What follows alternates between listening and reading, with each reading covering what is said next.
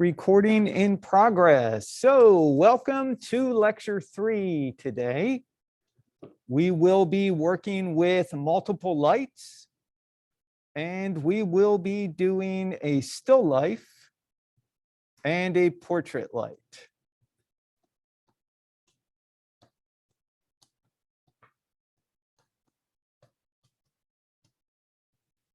All right, so we have a couple things for you to download from our download section. We have a separate project for the still life, and we have a separate project folder for the portrait. Don't forget, before you start your scenes, you want to make sure you set your project to the proper folder because they are different. They're going to be different things linked to it.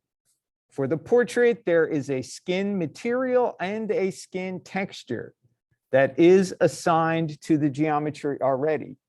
So if you don't set your project properly to that portrait project folder, the skin won't show up. It will look like a dead corpse.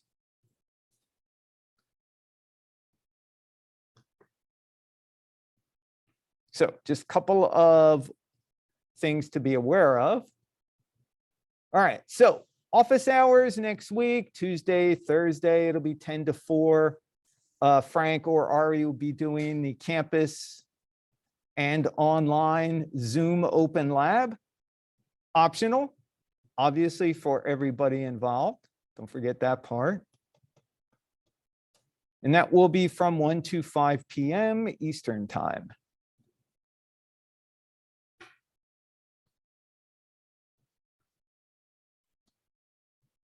All right, don't forget term ID for all assignments is going to be 2021_10.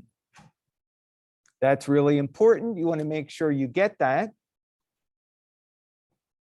And that is at the end of your file name string. All deliverable information is in each FSO activity. Let us know if you find any errors in any of the instructions or what looks like an error in the docs, anything. We're always trying to make sure what we give you is accurate and relatively error-free. All right, so just a reminder, October, all lectures, labs are offered on campus and students are required to attend. If you can't because you are sick, let me know ahead of time. We'll make arrangements to make sure it's okay for you to attend Zoom. You'll still be able to get the attendance credit. All right, just a reminder, please maintain at least 3 feet of social distancing between you and the person next to you, especially in the room outside. That's at your discretion. Masks, mandatory inside, in all environments, inside, and especially in class. So, a couple of things to consider. Make sure that you wipe your station down when you're done. You know, spray your station for the next person coming in. If you're sick, don't come to campus, as I mentioned. No earbuds, headphones in lecture unless you are listening to me or you're on Zoom, obviously. I've got him in because we have Kenny who is on Zoom today. So make sure phones are also on silent. It's always a good thing to check. I am guilty of forgetting. Couple of things. I graded everybody's assignment.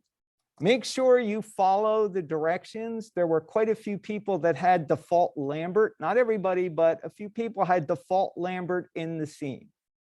You're supposed to replace that with the AI standard surface, diffuse weight turned off, and the base color value 0.5 per the instructions. We did go over the workflow when we did the directional light in lecture. Also, no exposure in lights. There were quite a few people who used exposure in lights. We don't use that in our class. You need to get a feel for light intensity. Another thing that kind of happened that I noticed was you weren't using exposure, but the color of your light was gray. Now, when you knock the value down in the light color, that's essentially turning the intensity down. Because when you make it grayer, you are not letting as much white light onto your subject. So unless the light is clearly another color, assume that it is going to be white. When you buy a light bulb, you don't get a gray light bulb unless you are buying a very specific product. You always get white light of some kind, whether it's cool or whether it's warm, but it's white. Does that make sense? So just trying to keep you guys from falling into a trap where, you know, it becomes a bad habit. Questions?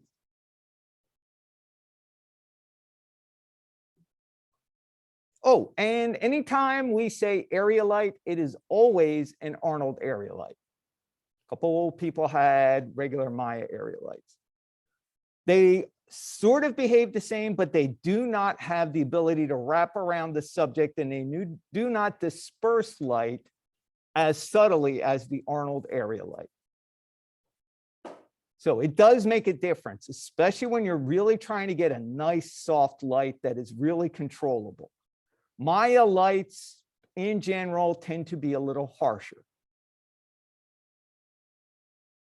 Even the point light, the spotlight, the directional light. I wish Arnold made their own lights so that we could control them a little more accurately, but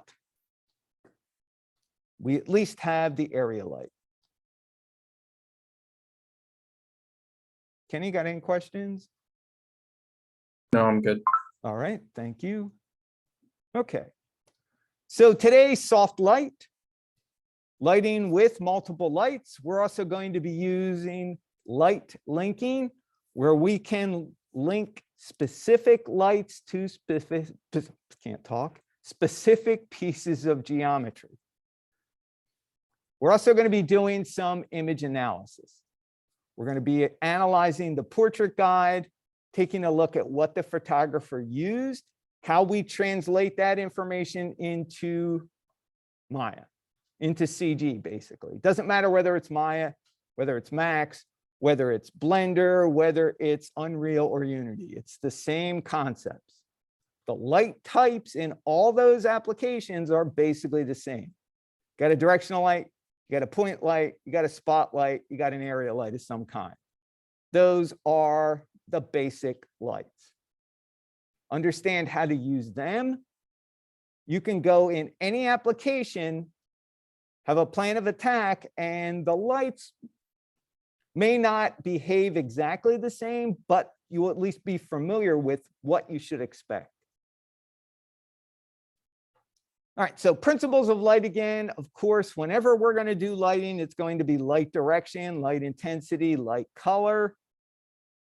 And eventually, when we get into environments, we're going to replace light color with color temperature, because that's how we measure light in the real world. And then, of course, shadow quality, hard shadows, soft shadows, big light, small light. All right. Any questions about anything we went over so far? Last time, rendering. If you do, please don't hesitate. Ask. Get help in lab if you need it. Don't be afraid to ask for help. That's why Frank and Ari are here. All right, so got a couple of images that I took pictures of here. Hard drive, something you might see in Etsy or in eBay. Basically, the difference between the two is one was done with a soft light and one was done with what we call a hard light. But in essence, they were actually done with the same light. So here's what I mean. So this image right here, this little still life that I have, we did in our office. And this is basically the lighting setup that we used. which is a basic photographer's light setup. We have the lights, we have the stands, we have all that stuff here at Full Sail in our office. When they're not burned out, they work great. So, but the thing is, you will notice a lot of light kits, unless you have a very specialized light, a lot of light kits will include a spotlight as your basic light, because the spotlight is very flexible. You can shine it on a subject, have some directionality, and it'll behave like a hard light. Take that same light and place a hood over it, which is basically what this is right here. That is a hood, and it's called a softbox hood. So it fits over the front of the spotlight, channels the light into that box. It's got foil reflectors inside, and the front of it has a big white diffuser. It's basically a big square area light. And what it does is it takes all those directional light rays from a spotlight that have direction based from the cone, and it disperses them, diffuses them, so it becomes very soft. It becomes a big giant shape of light rather than a light bulb emitting light in a direction. So this is actually a 3-point light setup.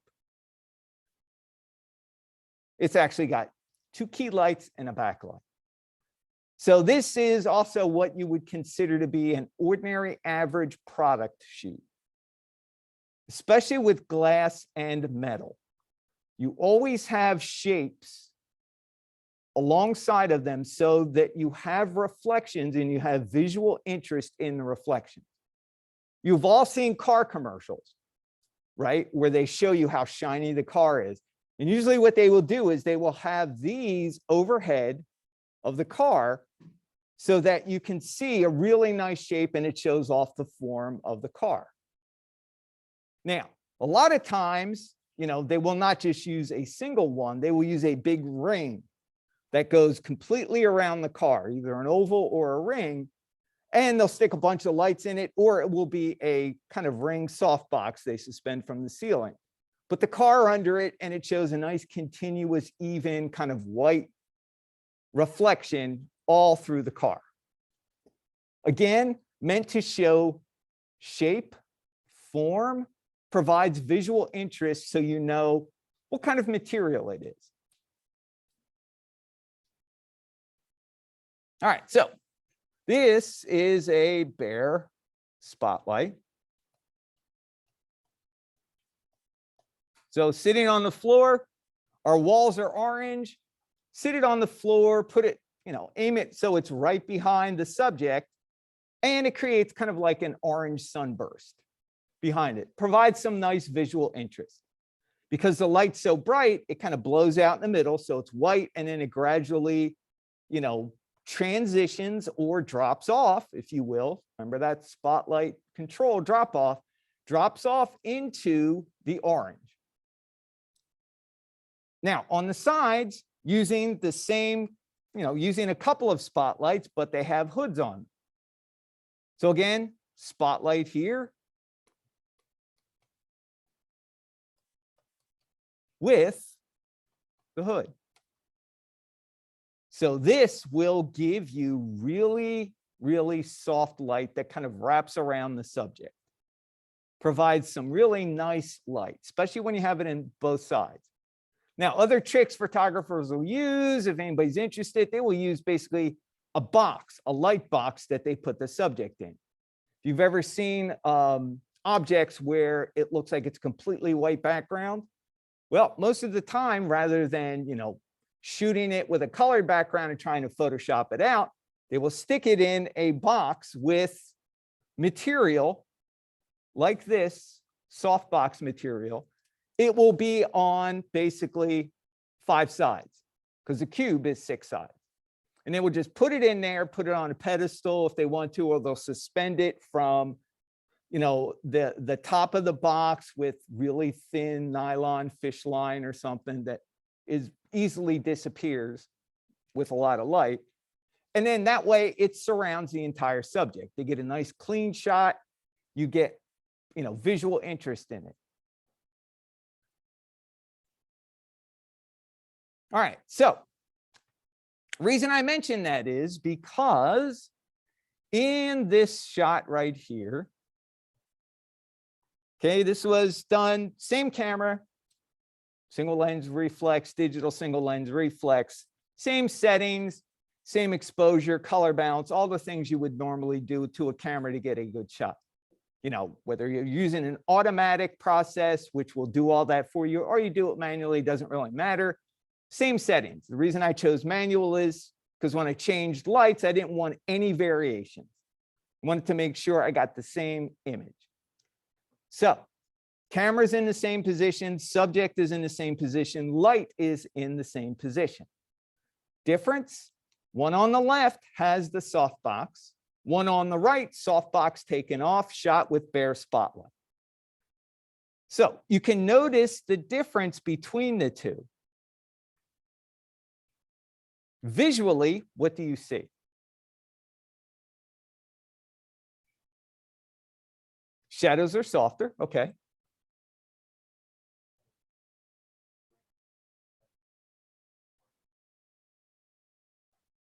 Yeah, okay, so you have this, you have shadows, much softer. Yep, those would be pretty much the key features.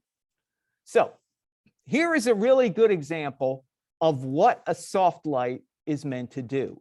It is meant to provide even light, minimize shadow. And what it does is this drive has kind of a grainy top to it. And it's got the logo stamped in the plastic in the middle. So soft light, all those diffused light rays kind of surround it from all different angles, so it doesn't really get a good shadow directionally. It's hard to see the logo. It's hard to see that grainy feel. Great for minimizing surface features. Hard light, on the other hand, provides directional light rays. So it skims across the top of the drive and you can see little tiny shadows from all the little granules of plastic that are kind of sticking up, that go up and down, that provide that bumpy, sandy feel. And it's easier to see the logo. And on top of all that, you also get a harder shadow. So, perfect example. Have you guys seen the Proactive commercials on TV? Or Proactive, yeah, it's also all over YouTube too. It's for acne, it's like skin cleansing. They show you before and after pictures of people who use it. And before, they will show pictures of people with hard light on them. Lots of spotlights. They will show them without any, well, minimal makeup on so that you see a lot of reflection on the skin. And hard light is good for showing all the imperfections in our faces. Pores, cracks, scars, little areas, that little bumps and imperfections in our face. Now, what they do is they say, use our product for a couple of weeks and look, miraculously, my skin is so clear. And what they do is they show them with a lot of makeup on and they show them with a lot of soft light all around them. So it goes everywhere and it's like, wow, look at that transition. Here's my credit card. So advertising, big on using this stuff all the time. Do any, if you ever get a chance to go see a talk show, doesn't matter whether you like it or not, just go look at the lighting and the staging and what they have to do. Because a lot of times what they will do is surround the subjects, usually the person who's the host, presenter, and the guests, they will surround them with soft lights. So they always look good, as opposed to hard lights that show all kinds of imperfections and, depends on whether you want to make the guests look terrible or not. It's a choice. And sometimes that choice is made. All right. Does that kind of make sense? So difference between hard light, soft light. Now, The thing is, in the real world, we use one light. We got a spotlight, we throw a hood on it, we got a softbox or an area light. In CG, we have two separate lights. We have an area light that we use, and then we have a spotlight. We use a spotlight like a spotlight. We use an area light like a softbox. Very, very rarely will you ever see a directional light used indoors, unless you are letting light in through a window or a door. We just don't have that kind of energy and power, or do we really want it inside? Because it tends to get really hot with that much energy. Now, you can fake it if you've got a big enough studio and you've got a super powerful spotlight and you can stick it really far away. You can almost mimic it. But again, takes a lot of room, a lot of energy, and why bother if you can actually go outside and shoot the thing? Now, the last but not least is our point light, bare light bulb. You know, a lot of times we don't use a bare light bulb because it's hard to control light, where the light goes and shadows.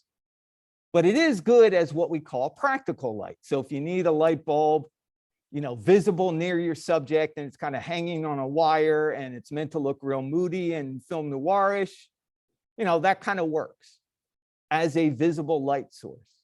But other than that, we use it kind of minimally. Now, in CG, we can certainly use it to our advantage when it doesn't need to be seen. We can use it, as you'll see in our image analysis of the portrait guide, you'll be able to see that we can sort of get the same results with a couple of different lights. All right. So soft lighting, often used for realistic dramas when you don't want the light to draw attention to itself, like it does in film noir. Remember, film noir, in your face, dark, light, very moody, very dramatic. Whereas just plain old soft light is very kind of in the background, not meant to draw attention to itself, meant to support everything else that's going on. So soft light, easiest way to describe it is like a gradient, a nice soft transition between light and dark. Even transition, not a distinct line. All right. So one of the key things that helped CG kind of reach a milestone in our development around the mid-2000s was the development of global illumination and just basically, you know, bounce light is what we were trying to do. First generation gave us the ability to create really believable looking environments and to be able to light characters. Before that, we had to fake it with a whole bunch of really horrible lights. All right, so a couple resources for you. One is the lighting compass, which comes from Lighting for Digital Photography. The link is inside the activity. If you kind of scroll down, there's a link here. You can download it. This is also a link to the Safari books online that'll get you there.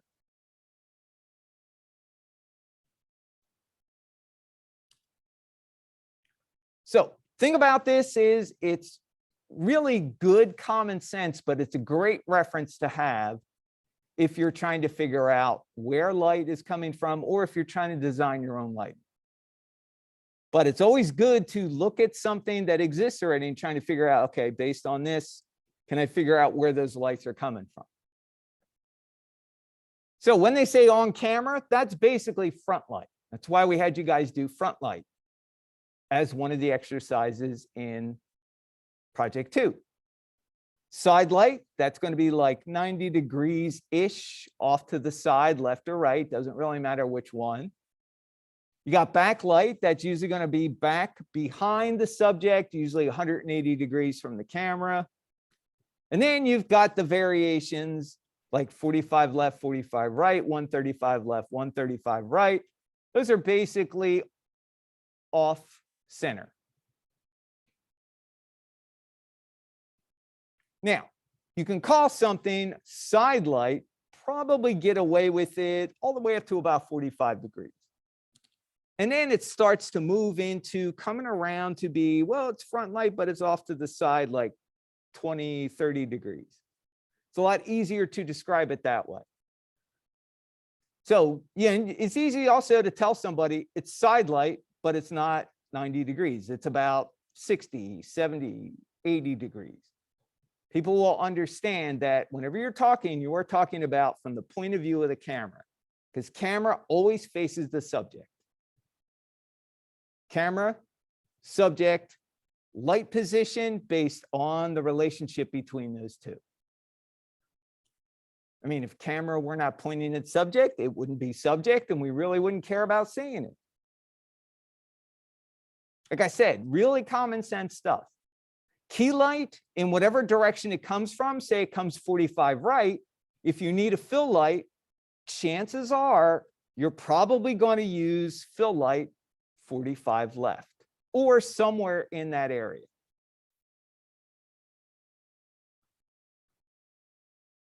So we got key here, we'll probably have fill here. We want a backlight, we'll probably have a backlight somewhere around here. Backlight's usually going to be pointed at the background.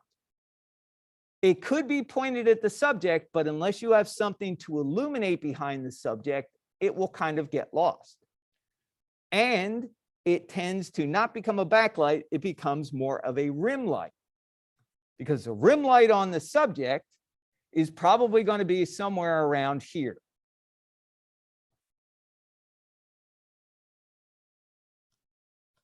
Rim left, rim right. And remember, the job of the rim light, separate subject from backdrop. Subject might fall right into the background. The background happens to be dark in that area. You need something to separate it. Rim light works really well, especially when you don't want to illuminate the backdrop. Or you have it set really low illumination. Questions, comments? Make sense? You sure? Okay.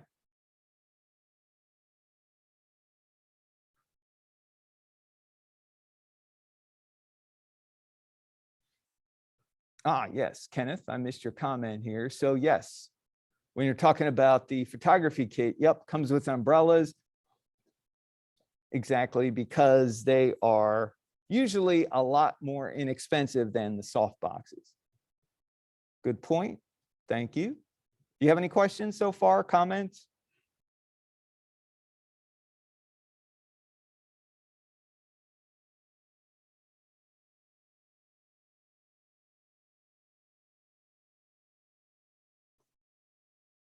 Okay, you're good. Thank you. All right, so the other that we're going to be going over in a few minutes is called the Digital Lighting Guide. All right, this is from Digital Camera World, and the link for it is inside the activity under resources. Right here, free portrait lighting guide. It should take you here to this website. And then once you're here, you can right click, save image. I'm going to save it to my desktop. There it is. Put it down here.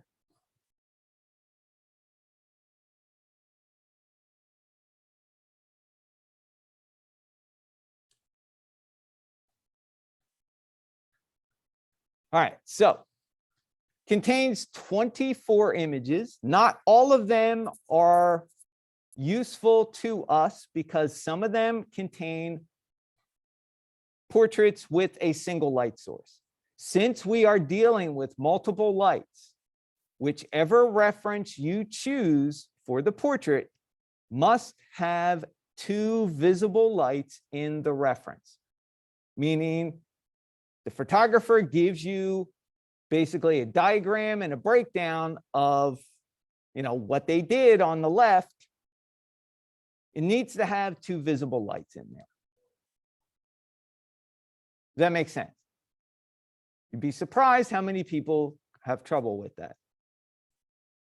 And I'll go over exactly, we're going to kind of go through these and talk about them because it's really good to observe where the light's coming from, what that light's doing, why the photographer chose that light, because those are the same choices you will be making for the portrait and also in the future, whenever you go to light. Things to think about.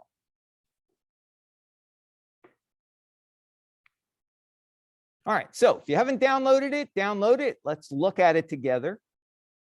Now you open it up. I'm going to open it up in the Mac preview program, which just really simple, quick. And since I'm in the Mac preview program, I'm just going to go under view and look at it actual size. So it is big enough to be useful to us as reference.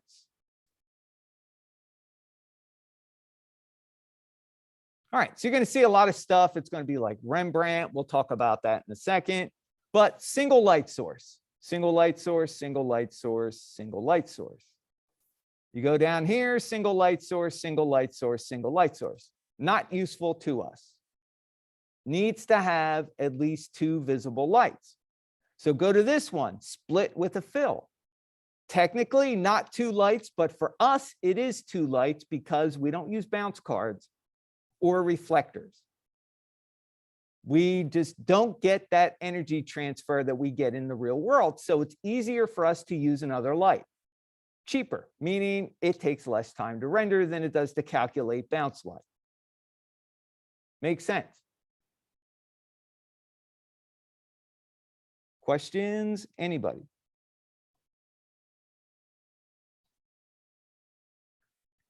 All right, so we got a couple more that are single light, single light, single light, single light.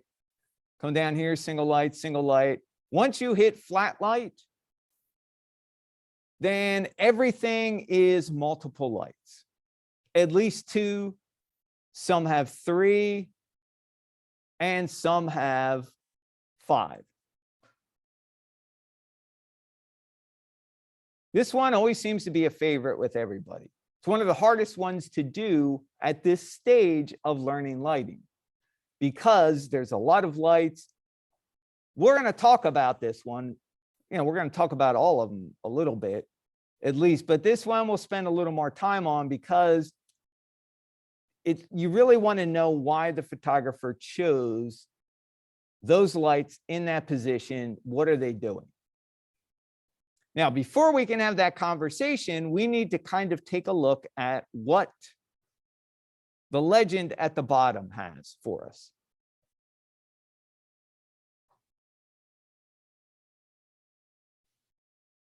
All right, let's see. How can I do this so I don't run out of room? Oh, let's just try this.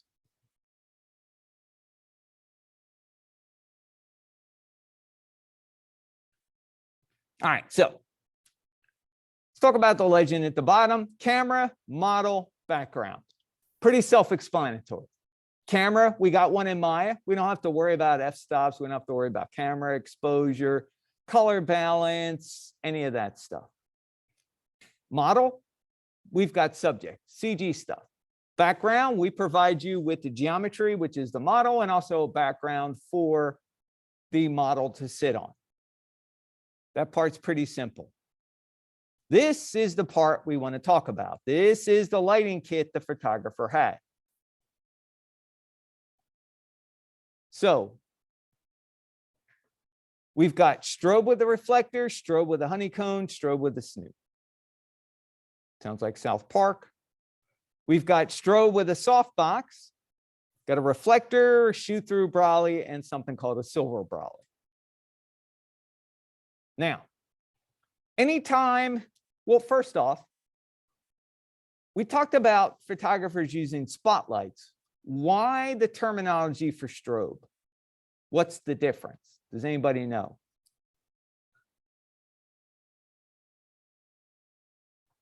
What does strobe usually mean? It flashes. Okay, that's a good start. It's bright, it flashes.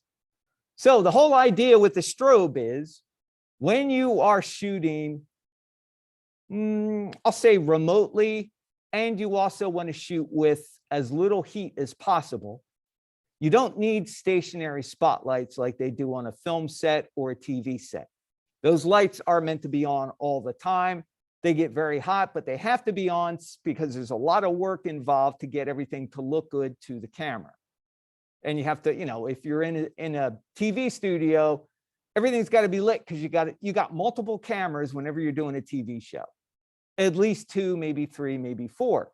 And you have to be able to cut to a camera and have them go in with the lighting on. And you have to be able to do it so you can get the timing and you can get everything choreographed. TV set, film set, they're pretty close to being the same thing. There's a lot of times in cinema, you will do the same thing.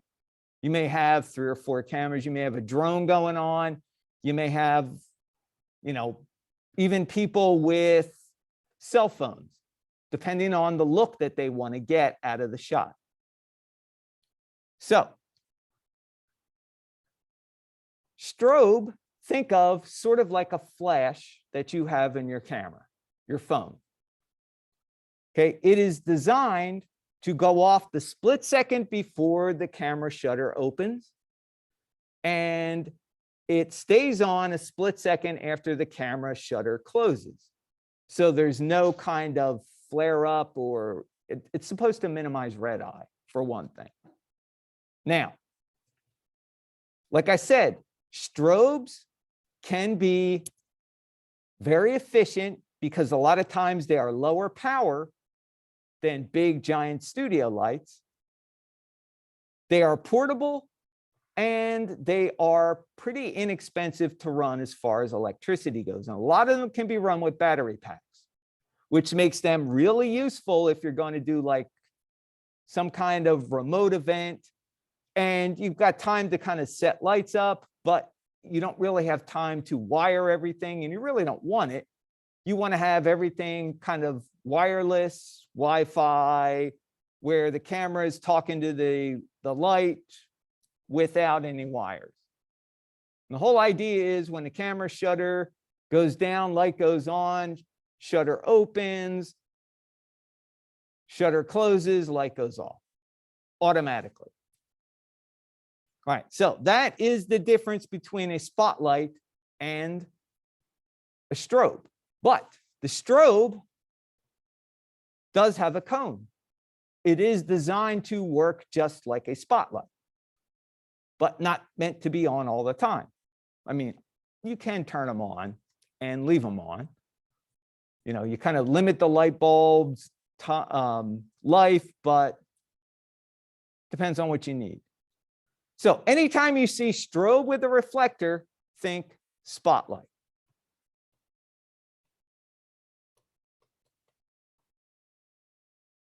All right, now, this is a strobe, still got the reflector, but it has a little attachment on the front of it that the light passes through, called a honeycomb.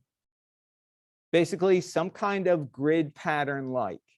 Honeycomb tends to break up much more easily than an organized checker or screen pattern. Looks a little more organic. So what is the honeycomb doing for the light? Okay, diffusing it. Good. Because we're passing it through something, it's going to diffuse it in some way. Maybe not as much as using a softbox or something else, but it's going to diffuse it a little bit. Diffused light means what for shadows? They're going to be softer. They're not going to be as soft as with a softbox, but they are going to not be as hard, razor sharp, like when I stand in front of the projector. Does that make sense? All right, so How would we make our shadows softer in a spotlight?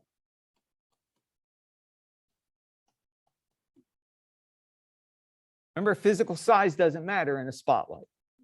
We can't scale it. What's that? Absolutely, because in the real world, they've stuck a honeycomb in front of it. Penumbra angle only does the edge of the light cone itself. It's got nothing to do with shadows. Nope. Drop off is only dealing with the light in the cone. Remember, all those controls, cone angle, penumbra angle, drop off, all deal with light in the cone. Nothing to do with shadows. That's not going to help it because it's not a physical light. The radius under the Arnold control. Go down under the Arnold rollout or the Arnold subattribute, and there's a radius control to give the light a physical size. Remember, by default, this spotlight in Maya is exactly the same as a point light. Infinitely small, has a radius of 0. Now, even in a honeycomb, or even with a strobe and a reflector, it's got a physical size to the light. You know, it's like, 3-4 inches wide. The reflector is probably 8 to 10 inches, depending on the strobe. So it has physical size, but in Maya, they don't. So they have razor sharp shadows. And that's the reason why pulling it back or, making it closer isn't going to matter, because the light is still going to be the same. The only physical light we have is the Arnold area light.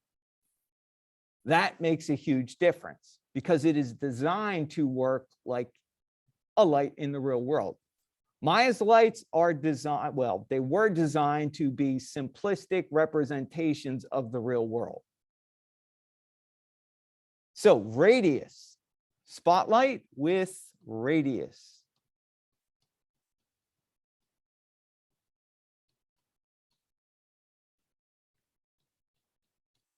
So spotlight, point light, that's how you get the shadows softer, radius control. All right, so now we have strobe with a snoot. Incredibly humorous name. What is that snoot doing? Okay, so got these little rings in here. And basically, they are removable. You can remove, you kind of screw them in, couple, you can make it that light. Basically, you're right. We're condensing the light. We are actually constricting the light. So we are making the opening smaller and smaller and smaller. Now in Maya, that's a piece of cake for us because we have what? Cone angle. So we can make it at almost 180. We can make it down into a micron of light. So anytime you hear the word snoot, think of, well, that's an adjustable spotlight cone. By default, that cone's going to go out, but with the snoot, it's basically going to start to funnel inward.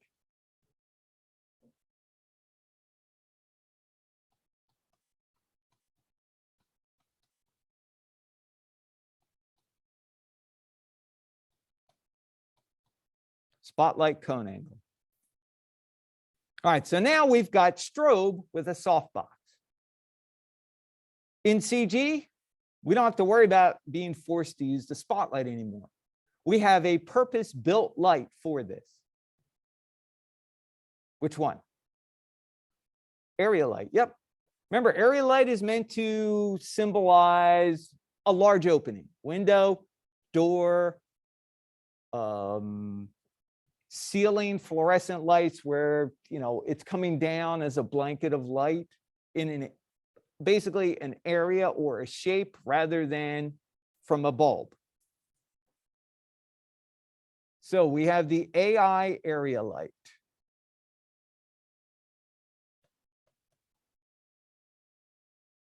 usually a quad. Most softboxes are squares or rectangles. That's just the traditional shape of them. They are still used that way. Now, other lighting kits will have things like a shoot-through brolly.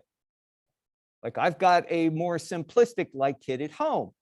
And my light kit has a shoot-through brolly because it allows me to bounce light off of it, but it also allows me to shoot through it with light, which basically acts like a strobe with a softbox.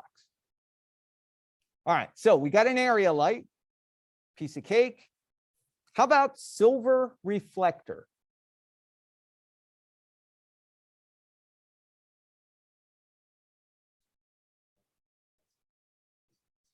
Yeah, that's what I would go for, because usually these things are flat and they are either rectangular, square, or round.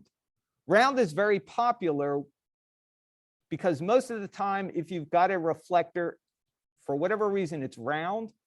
And I guess they keep the non-silver reflector bounce cards square so you don't pick one up accidentally, especially if you're working on a set and you just got to grab something and put it up. Now, silver reflector, AI area light.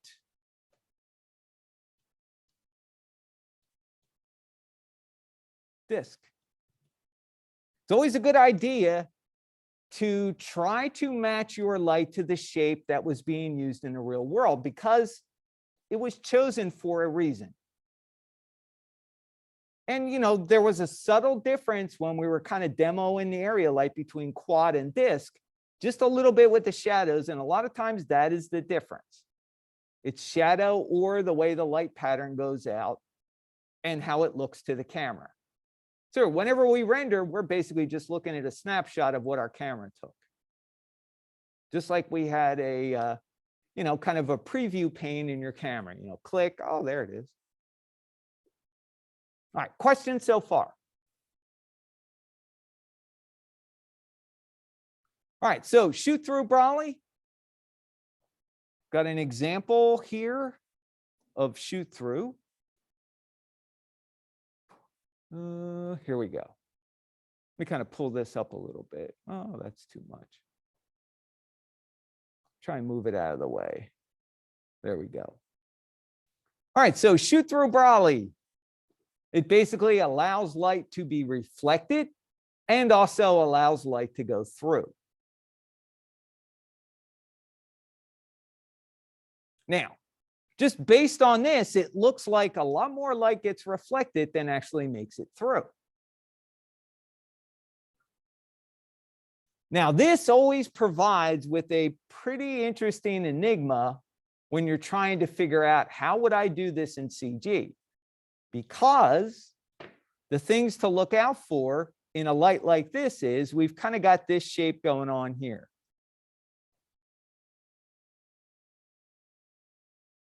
We've got little, not really a void, but we've got a little bit of a shadow in between where the front and the back stop as far as illumination.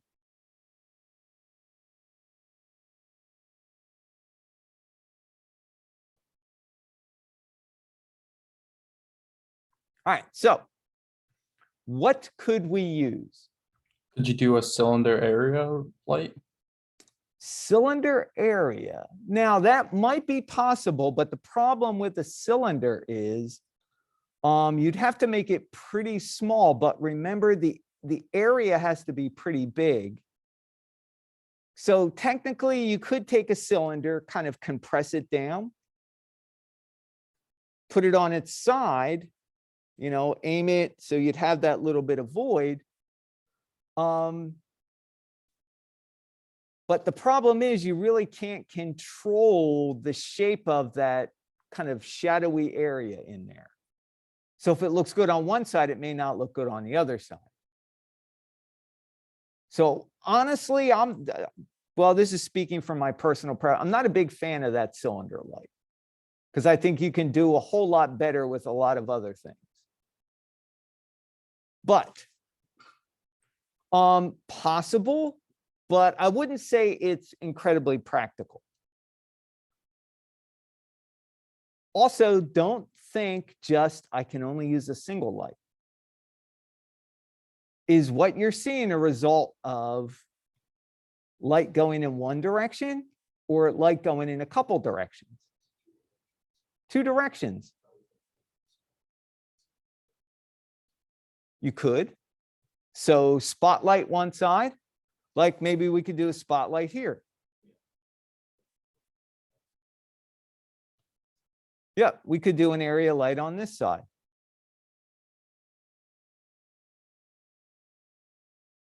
Also, why couldn't we do two area lights? Back to back. What else could we do?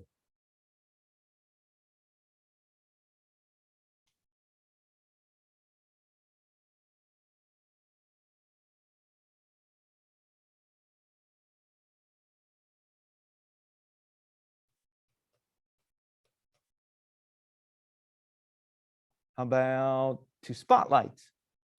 One in the back, aim down. Bless you. So we get, have to have some penumbra and some drop off on it. Here, do the same thing over here. Anything else?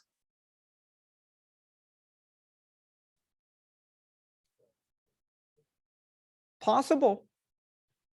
Like a sphere light? Yeah, that would be kind of a point light because Arnold doesn't technically have a sphere light, although sphere light would be awesome. RenderMan had a nice sphere light, so does V-Ray, but no Arnold. It's basically a ball of light. In fact, there are some applications where they have an area light, but you can change the shape. You can make it square, you can make it disc, you can make it sphere. So basically you get 3 lights for the price of 1. So, but we don't get that, so we're not going to cry over that. We could try a point light. Now, the thing with a point light is you have to kind of watch where you put it because you don't want it to be too close to the geometry because it'll create a hot spot. You also don't want it to be too bright where the light travels too far, and you're going to need a couple of them. One in the back, one in the front. I would say that one is probably going to be the hardest to control. The other ones where you've got either area lights back to back or maybe a couple of spotlights in there, that might work. It depends though. Does your light need to really bloom outward? Then you might wind up sticking your spotlight here and sticking another spotlight over here. So it does that. So you could do spotlights back to back. That might be a little harder. Spotlights off to the side, aimed in the direction so it looks like they're there. There are a lot of ways you could go with this. So the question always comes down to which one do you use? Honestly, start with the ones that are the easiest. I would say start with 2 area lights back to back. Now, suppose it's showing using this shoot through Brawley, but you have to also look at the shot when it's done and say, do I need to worry about having light behind, or do I just need to worry about it having in front? Or is it going to be something that's going to show up in both directions? So depending on how you set this up, you may not have to worry about if the shoot through Brawley is spilling light back into the environment because it might be off camera. And it may not matter.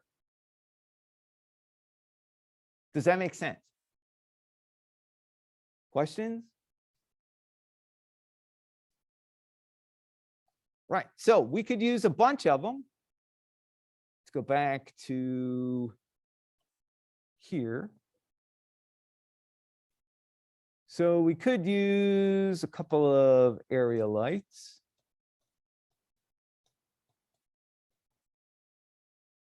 B2B. back to back. Could use a couple of spotlights.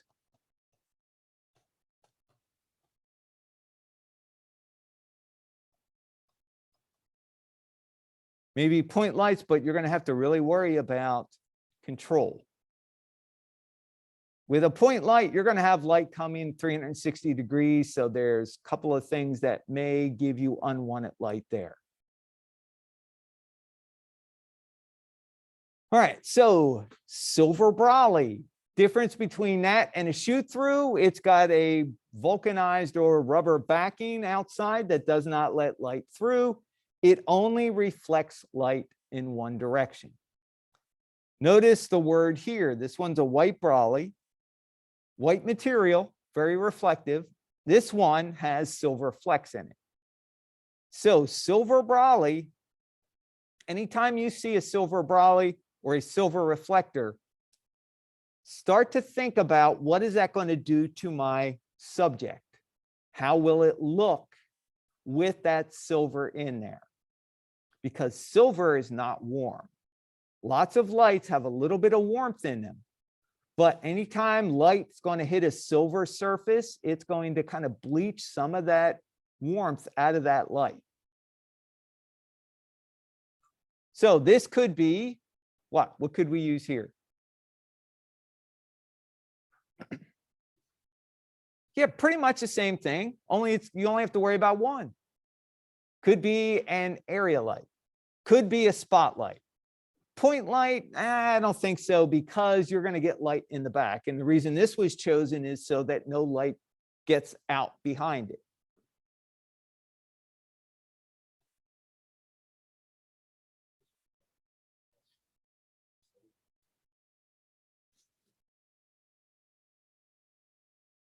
Possibly, but the problem with a cylinder is it's still going to be 360 degrees in one direction, light. So you're still going to have light behind it, depending on how you rotate that. And then you're going to have that dark area in the middle. So it's not like you can cap it off and have, just one side be transmitting light and the other side not. Well, in that case, why not just use an area light then? So the only thing you're really getting here is kind of this hemispherical light pattern. And by the time it comes out, it's just going to kind of pour out from the sides anyway. So area light, spotlight, they would be your best choices. Like I said, cylinder, it's going to be a little harder to control. Now, there are those of you that are going to try it. Great. If you get really good results, that's awesome.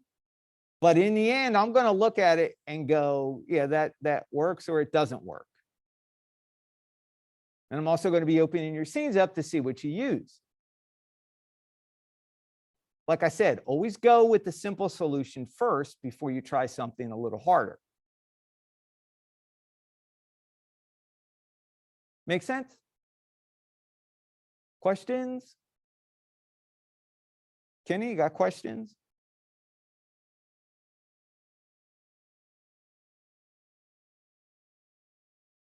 I'm good. Good. All right. Thank you.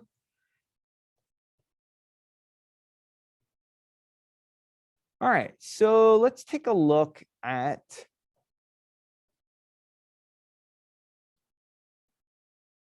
come on, wake up. You can close the chat. I can just talk in with my microphone if it makes Okay. it easier for you. Yep, it probably does. Just force a habit. Whenever I'm running Zoom, I always have the chat open. All right, so let's take a look at what these lights are doing. So we've got a softbox, we've got a shoot-through brolly, we've got basically a strobe with a honeycomb and a strobe with a silver brolly. The light direction is all the same. The difference is going to be what is the light doing to the subject. So when you are working with a portrait, the human head has some really great landmarks.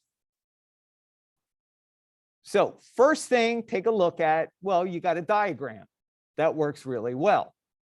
What if you don't have a diagram? What can you use? Okay, couple things. Use the nose. The nose is like a compass.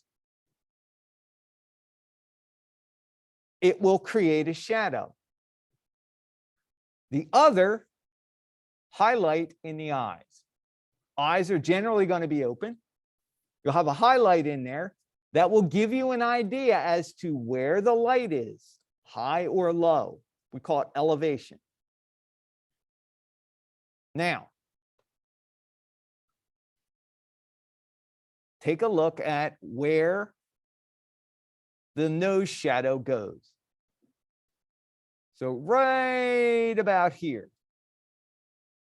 Notice the shadow goes down toward the mouth. That indicates the light is higher.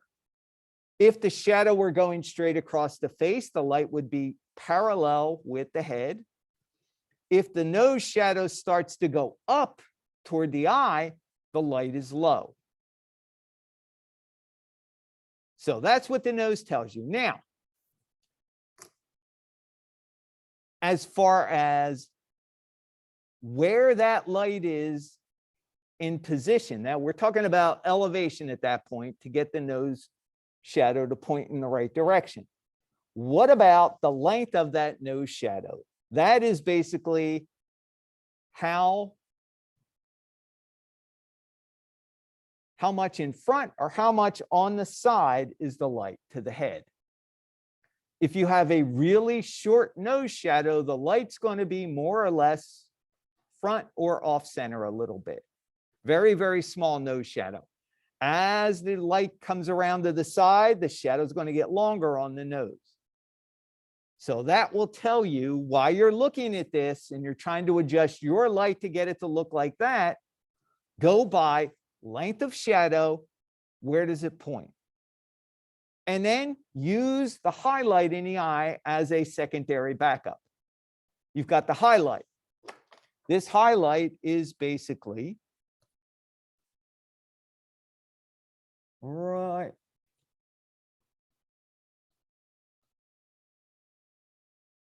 It's basically right above that center line of the eye. So it's elevated a little. Aim down. Same thing on the other side. All right. Make sense? Questions? All right. So camera, pretty simple. Subject, and we got light. It's about 45 left. Pretty simple.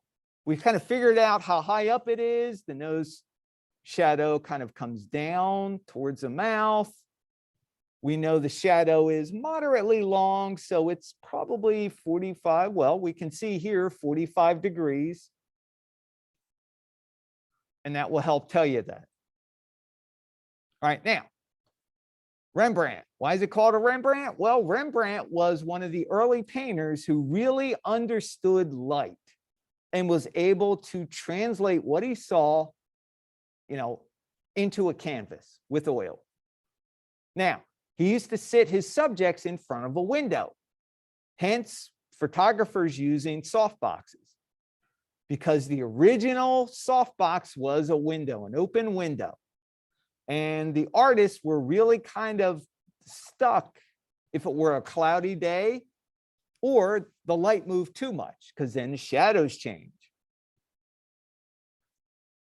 So Rembrandt figured out that the best way to do a portrait with a single light source, like an open window, was basically to have the subject sit about 45 degrees, rotated from where the light was coming in through the window, because it showed both eyes. Now, the problem is if you sit the subject so that they are 90 degrees from the light source, you're basically going to get this, which is really good for a mood, but not really good to show a portrait. Remember, a lot of portraits, they were commissions. Commission means money. You give the client what they want, especially if there's some duke or baron or king, you know, because chances are you'll get more work and you'll keep your head and, you know, you might make a profit. So Rembrandt with a softbox. Rembrandt again, but this time using a shoot-through brolly. Now notice, take a look at the difference. The background's a little bit lighter. Notice light kind of sneaks around to the side a little bit more. Light's coming from the same direction, but it kind of just fans out just a little bit more and wraps around the subject just a little bit. Same light position, same nose shadow, minimize, same highlight in the eye. We move on to just using a spotlight with a honeycomb. Honeycomb is going to give you that little bit of shadow softness on the edge. But this is more like a film noir shot. Single light source, really focused, directional, very, very little light hitting the backdrop. In fact, if you've got this open, you can barely see a little bit of light hitting the backdrop. So if I bring up my color tool, I can just take the exposure, knock it up, and you can see, there it is right there. There is some light hitting the backdrop. We still have basic same shape, but this is a lot more stark. So now we've got Rembrandt with a silver brolly. So this is reflected light. Look what the silver does to the skin of the model. Compare that with like a traditional softbox, or even just, you know, a strobe with a honeycomb. That silver really kind of just bleaches the color a little bit. Really good when you understand how you want your subject to look. Do you want them to look, you know, it generates certain moods, certain feelings. It makes people identify in different ways when you see something that's a little desaturated. People, we usually tend to think of maybe depression or a lack of, well, a lack of joy sometimes because it's not warm, it's cool.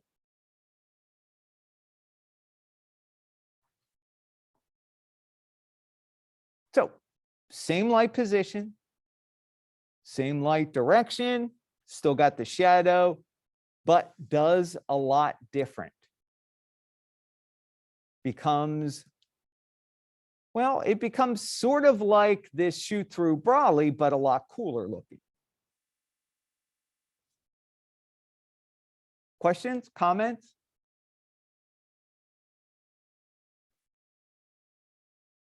All right, so Rembrandt short, basically model shoulders about 90 degrees to the camera, head turns sideways. The broad side of the head is not illuminated, the short side is. So consequently, you get a little bit of light over here, you get some light on the side, it's going to wrap around it. Nose shadow, almost the same position, but not quite. Rembrandt broad side of the face. Now we move the light over to the other side about 30, 35 degrees right. Still above, how do we know? Take a look at the shadow of the nose. You can also see the highlight in the eye still above that horizon line or center line in the eye. Split, pretty simple, pure side light, single light source. directly parallel with the head. So some of that light gets to the background, some of that light gets to the front of the face. Exact same shot, but this time bring a bounce card in, this time a silver reflector, put it on the opposite side of the light so it bounces light back. This would be okay to use as your reference if you decide you want to do something like this, because it has two visible light sources. Like I said, we're going to use a light in place of a reflector. We just don't get the bounce that we get in the real world. So it makes no sense to try and make it bounce light when we can just add another light and have it render in less time. So side light, opposite side. Since it is a bounce light, you automatically get a ratio of key light's going to be brighter, that bounce is going to be less intense. Opposite sides. Split short. So difference is it's actually side light, but you've got short side of the heads visible. Split broad, kind of the same thing. This time, broad side of the head is lit. Short side is in shadow, light getting around to the back enough where you've got separation. So in all of these shots, there's always separation between subject and background, even if it's very, very faint.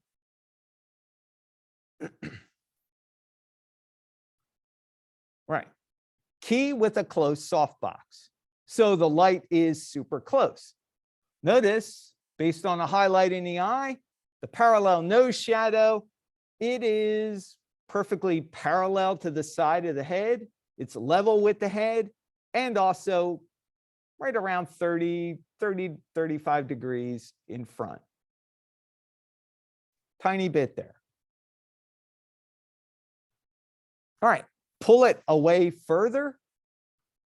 Now light is getting around the subject, going to the backdrop. Shadow is going to be a little longer. Loop. You know, loop's a little weird. Triangle of light on the unlit cheek right here. Kind of points at the corner of the mouth. It's basically about 30, 35 right. Butterfly, this is pure front light. Notice it is above, got higher highlight up here, tiny bit of shadow under the nose, shadow under the chin.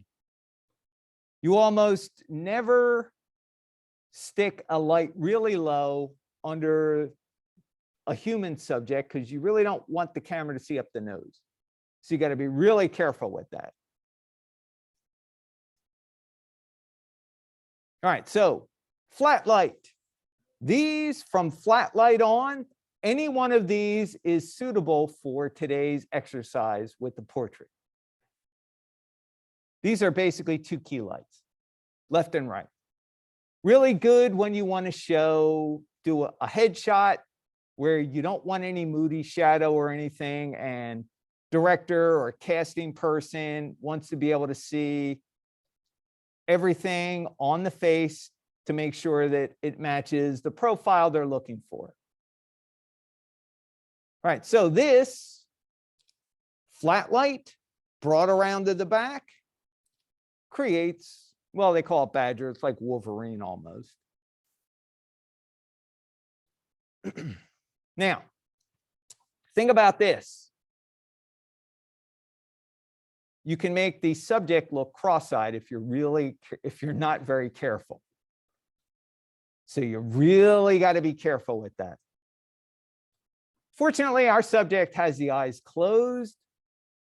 One, because they were scanned in 3D, and two, because getting eyes to look correct is a hard job.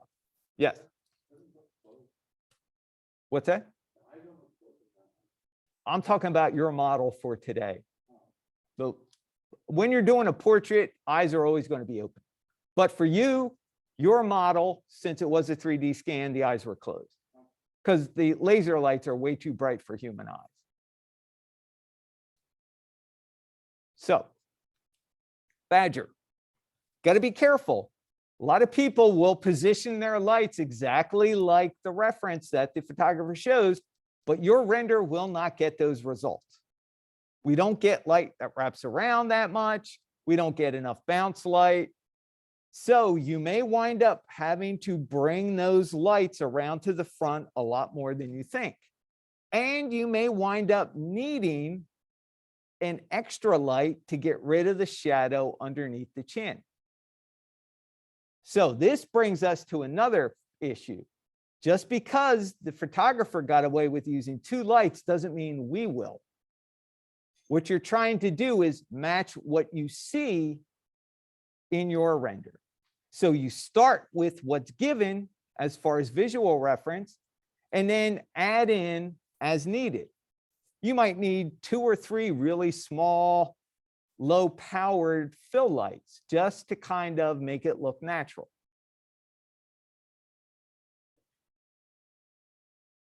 Clamshell, one above, one below, kind of like this.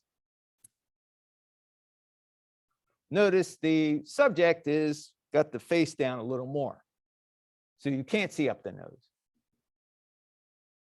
Almost, but not quite creepy-ish like a horror film. Okay, so now we're getting into traditional kind of portrait lighting. You got key light and you got a backlight. Backlight aimed at the backdrop, creating that little burst of light behind the subject.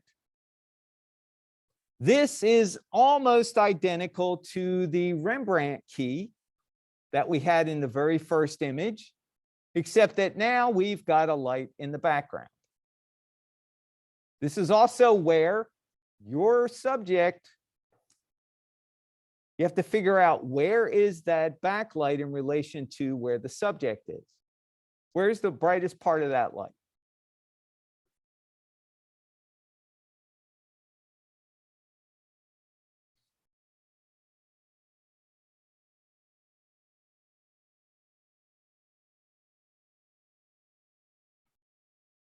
People see backlight and they automatically think, oh, it's probably got to be right behind the head. Brightest part of that light's right down there, right around the neck and the chin. Because you can see how the light kind of just drops off from that direction. Yeah.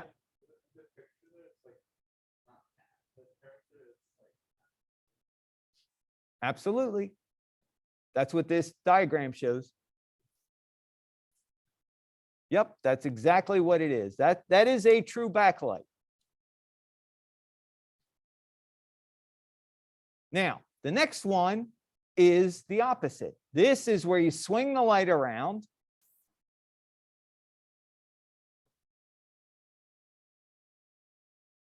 And it becomes a rim light. All right, so where are they showing the rim in relation to the subject?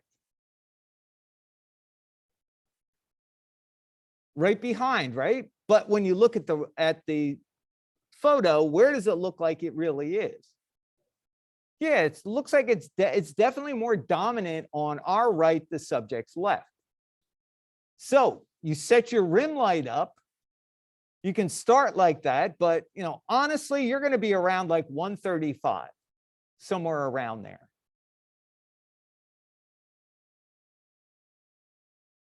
So we're trying to get it.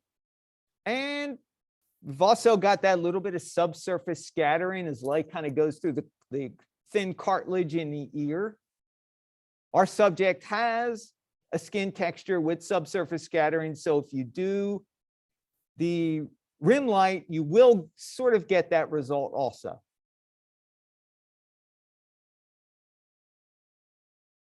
And again, go with what you see as a starting point, but then adjust your render on what your render looks like compared to what the photo is. Just because it shows the light here, in honesty, you're going to have to bring it around. All right, so loop with a background light. What happens when you take all of that and add in a reflector? You get what's called high key. High key means there's literally very little to no shadow anywhere. Everything is illuminated. The trick is with a fair-skinned model to not make it blow out. So you have to be careful with the amount of intensity. So the wall, they blew out completely. And that's between the backlight and the reflector doing that. Here, this is basically a fill light on the side, but with all of that light going on, it just surrounds the subject.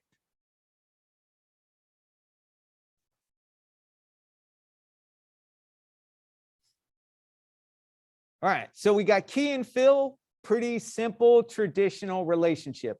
Which side's the key? Left. Got the main shadow from the nose. You can see the main highlight in the eye. That fill light, you can see, looks like it's a little lower, and it's off to the opposite side. So now key and fill, but this time they've stuck a hair light. This would be a really good example of a kick light. It's just there to accent top of the head, just to add a little visual sparkle to help the image look different. This one should look pretty familiar, at least the light's in the back. Anybody recognize that? Yeah, Badger, but with a key light. So it's not quite rim, it's just creating a lot of soft light behind the subject. And then we've still got a little bit of shadow here. So we got a razor sharp shadow on the nose. It's pretty small, so it's pretty close to being in the front. It's higher up, a little bit higher, not a whole lot. And then finally, now we've got a 3-ring circus. We got clown lights. All right, so which one of these is the key?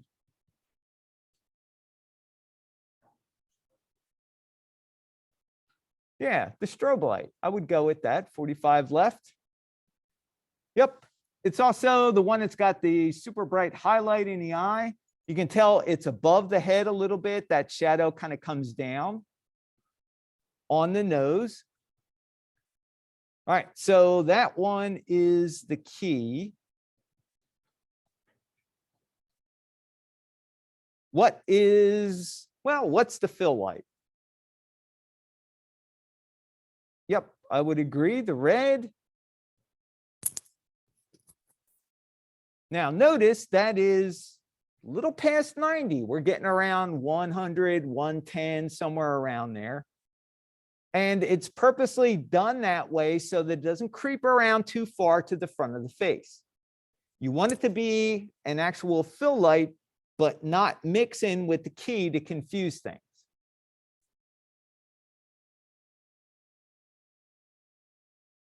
So we got red. That's going to be our fill.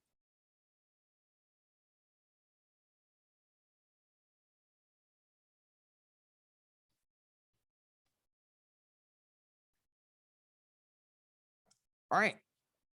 This one should be pretty simple. Yep, that's the backlight.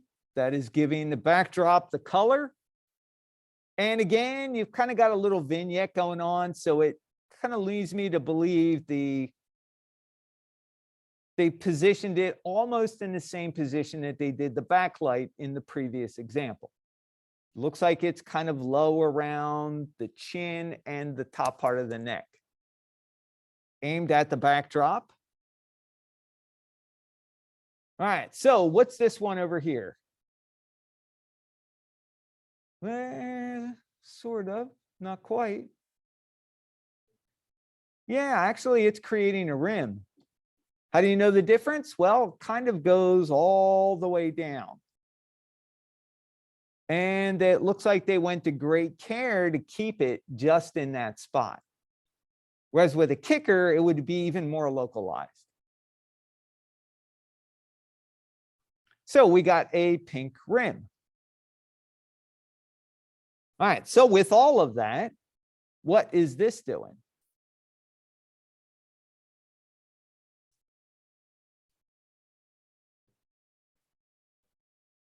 Yeah, I would agree with that.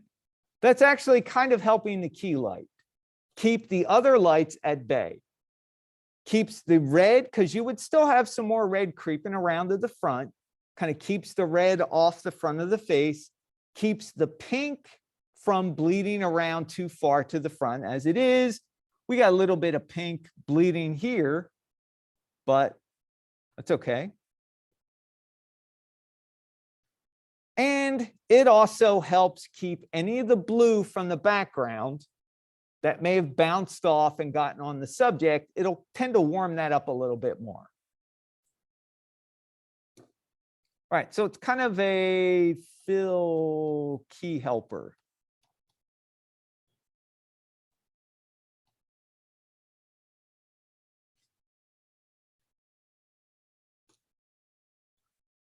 All right, so when you start working with lights for the portrait, remember it's light direction first. Where is the light coming from? The main light that provides the main shadows. How bright is it? Is there any color involved? Then shadow quality. Then add in additional lights as needed. Make sure the additional lights are doing their job.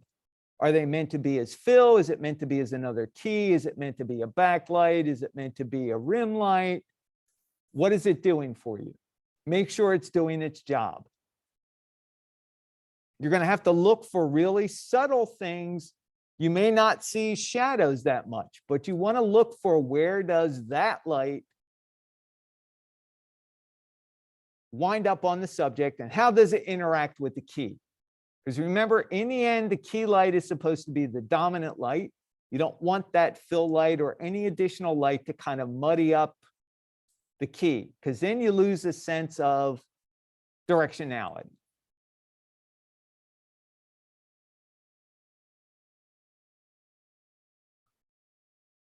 Question? Make sense?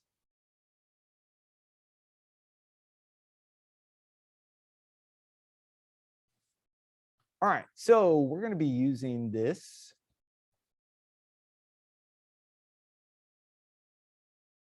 for the second part of our example.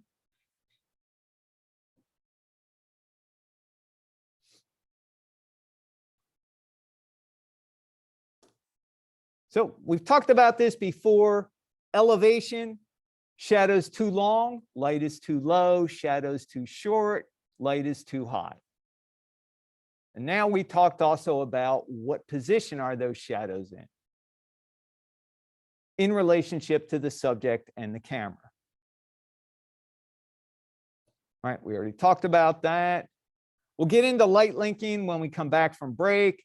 We'll also go over the assignment.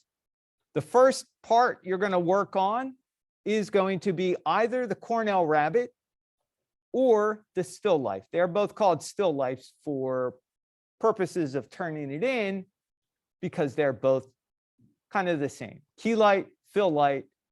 You either have a rim light or a backlight. In the case of the rabbit, it's a rim because you got a clear rim going on. Case of the still life, you got a backlight, and actually you have two backlights, one here in the middle and one over here behind the candle. Now, as far as what lights you are supposed to use, they are outlined underneath of it. Key light is going to be an AI area light. Fill light's going to be an AI area light. The rim light for the rabbit is going to be a spotlight. The center backlight for the still life is going to be a spotlight. What's that? All right, for the still life, You're also going to need an additional kind of low level backlight just to help separate that candle from the backdrop. And that's really what's going on with this. So light direction, light intensity, light color, light contrast, hardness, which is really shadow quality. Come on. We'll get into the portrait in a second. So when you download the still life, this is what you're going to get. Going to get 3 folders. You've got reference images, you've got template, and you've got a scene file.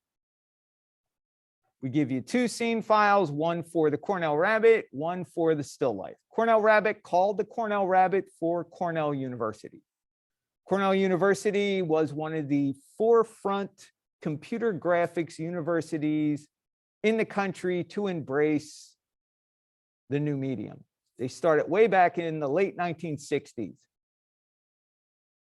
1970s, they really started to establish themselves as far as rendering and scanning and lighting. They did a lot of research. They did one of the first point cloud scans, which is what the Cornell Rabbit is. In fact, if you go to Cornell University's website, they have all these as, they're not STL files, they're OBJ files. They're kind of universal mesh files. And that's what the Rabbit is. Was a point cloud scan of a ceramic rabbit. So they did that. In those days, it was all little tiny lasers shooting in all directions. Took forever to do because you had to do it from one position, then you had to move the rig around, or you actually move the subject a little bit, because generally you don't want to move the rig. You move the subject a little bit on some kind of wheel or rotating dish. Scan them, rotate it, scan it, and then you had software to come in and take all those little points that the laser hit and defined where that object was in 3D space to make a mesh out of it, to triangulate it. So the mesh is pretty dense, but it's not any denser than any modern mesh that you'd get somewhere else. Still life, just a traditional, fruit bowl, cup, candle kind of deal that you would see anywhere.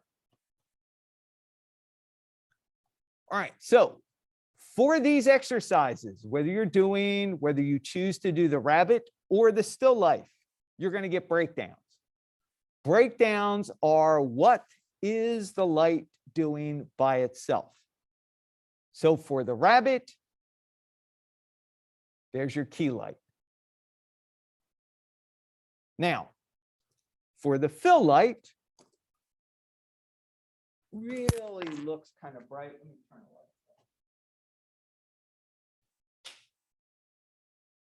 Still might not be able to see it, but there is a little bit of light here on the side, left side. That's where the fill light's coming from. Remember, lights are going to look a little strange by themselves. Lighting is additive. So key light, fill light, you got a rim light, what that rim light's doing all by itself. And then a composite. This is what all 3 lights look like together to give you the final version. Also, just like the portrait guide, we give you a kind of front view, top view of where the lights are positionally. So you get an idea of where to start.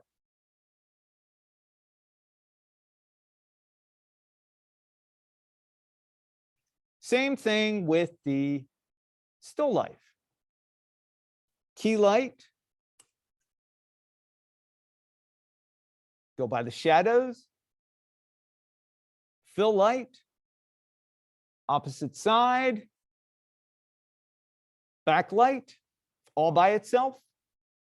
Other backlight right behind the candle, very subtle, but all 3 together, that's what you get. All 4 together, sorry.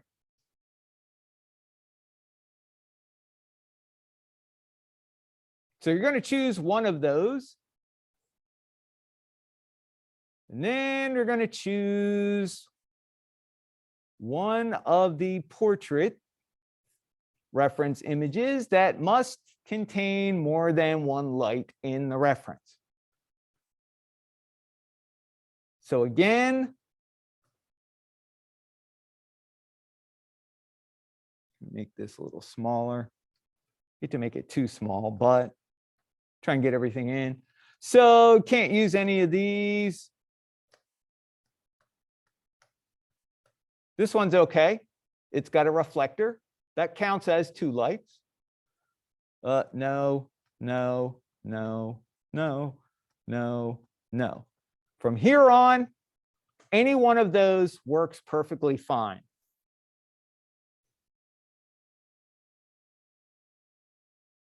You got basically 11 choices. Got one here.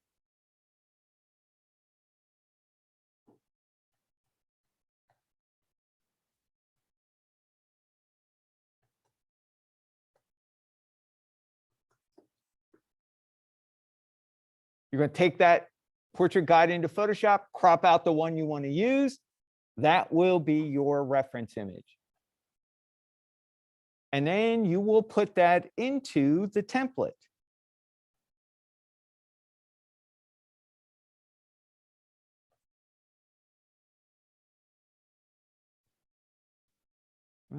Here we go, portrait.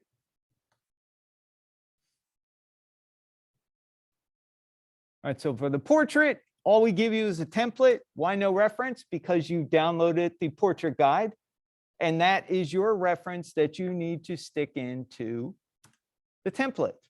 Left side for reference, right side for the portrait. Same aspect ratio as the portrait guide. It is, well, portrait instead of landscape. All the stuff we've done has been HD wide. This is now HD tall. And we're definitely going to go over this again after break. Questions? All right, let's take a 20-minute break. And let's come back at 3:02, oddly specific. All right, so just like always, I have to end the session so I can render out the first part of lecture.